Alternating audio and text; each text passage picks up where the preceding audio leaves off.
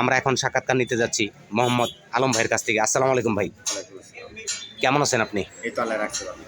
তো ভাই, এই যে যে রাস্তায় এত দুর্ঘটনা ঘটছে, আসলে কি কারণে এই দুর্ঘটনাগুলো ঘটে থাকে, আপনার কি ধারণা? আসলে গতকালকে যে অ্যাক্সিডেন্টটা হলো, এটা আসলে যানজটটা বেশির কারণে এরকম হয়।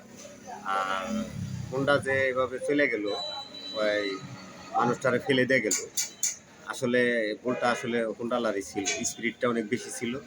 আর রাস্তা তো যানজটটা একটু বেশি, এটা জানতে বুঝতেছেন, সে কারণে হয়তো অ্যাক্সিডেন্টটা হয়েছে। আল্লাহ ওনারে বাঁচায় রাখছে, তেমন কোনো সমস্যা হয় নাই। তবে আসলে ফোরলেন রাস্তাটা হইলে আমাদের জন্য খুব সুবিধা হইতো।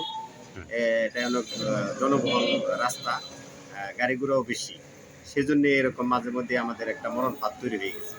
প্রতিদিনই দেখা যাইতেছে যে অ্যাক্সিডেন্ট একটা সংক্রান্ত ঘটনা এদিক সেদিক ঘুরতেছে। এই হলে আমার কথা আর কি। আমি চাই যাতে রাস্তাটা আর একটু ভালো করে সংস্কার করা হয় এবং ফোরলেন করা হয়, সেটাই আমাদের কথা আর কি। ঠিক আছে ভাই, ভালো থাকবেন।